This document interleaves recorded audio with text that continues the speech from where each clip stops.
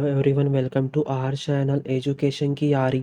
आज हम जानेंगे प्री इंडिपेंडेंस के टाइम इंडियन एजुकेशन सिस्टम में क्या मेजर डेवलपमेंट हुए थे। ये स्टार्ट हुआ था 1813 में, जब लॉर्ड डलहौजी ने चार्टर एक्ट लाया था। इस एक्ट के तहत उन्होंने साइंटिफिक नॉलेज स्प्रेड करने कहा था। इसी पीरियड में कलकत्ता में हिंदू कॉलेज की स्थापना की गई थी। इसके बाद 1823 में एल्फिंस्टोन रिपोर्ट आई थी। इस रिपोर्ट में रिकमेंड किया था कि स्कूल में सुपरवाइज़र और एग्ज़ाम के टाइम एग्ज़ामिनेशन ऑफिसर होने चाहिए। इसके अलावा टीचर को टीचिंग की ट्रेनिंग मिलनी चाहिए। देन 1835 में भारतीय शिक्षा प्रणाली पर मकाली ने इंग्लिश लैंग्वेज को इंट्रोड्यूस किया था। इसके साथ ही एजुकेशन में एज रिलेटेड बैरियर को भी दूर किया था। देन 1854 में वुड डिस्पैच आया था, जिसे मैग्ना कार्टा नाम से भी जाना जाता है। इस चार्टर ने 3 यूनिवर्सिटी की स्थापना करने का रिकमेंडेशन दिया था। डैट मीन्स आगे जाके मद्रास, बॉम्बे और कलकत्ता, ये 3 यूनिवर्सिटी बनी थी 1857 में। इसके साथ इस चार्टर में इंडियन एजुकेशन सिस्टम में वेस्टर्न फिलोसॉफिकल थॉट स्प्रेड करने कहा था, इसलिए वुड डिस्पैच को ग्रेट चार्टर कहा गया है। देन 1882 और 83 के बीच हंटर कमीशन आई थी, जिसे इंडियन एजुकेशन कमीशन नाम से भी जाना जाता है। इसमें एजुकेशन को प्राइमरी और सेकेंडरी एजुकेशन में डिवाइड किया गया था। इसके साथ ही यूनिवर्सिटी के अंदर एफिलेटेड कॉलेज होने चाहिए, इसका भी सुझाव हंटर कमीशन ने दिया था। देन 1902 में लॉर्ड कर्जन ने यूनिवर्सिटीज कमीशन की स्थापना की थी, जिसमें रिकमेंड किया गया था कि एजुकेशन इम्प्रूवमेंट के लिए प्लान और स्ट्रिक्ट सुपरविजन होना चाहिए कॉलेज में। इस कमीशन के दौरान इंडियन यूनिवर्सिटी एक्ट आया था।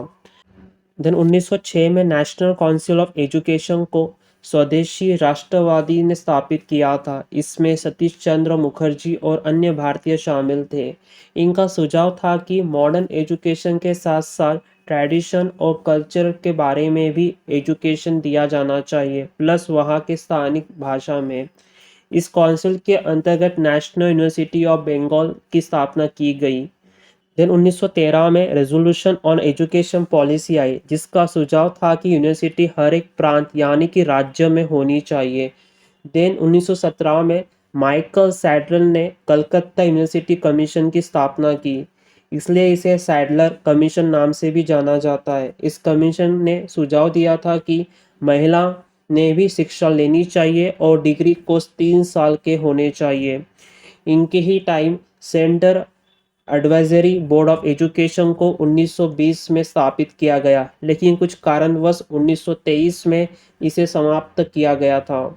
1929 में हॉरटॉग कमेटी आई। इस कमेटी का ऑब्जेक्टिव था कि improving the standards of university education, इसलिए इस कमेटी ने सुझाव दिया था कि centre advisory board of education दोबारा लाया जाए।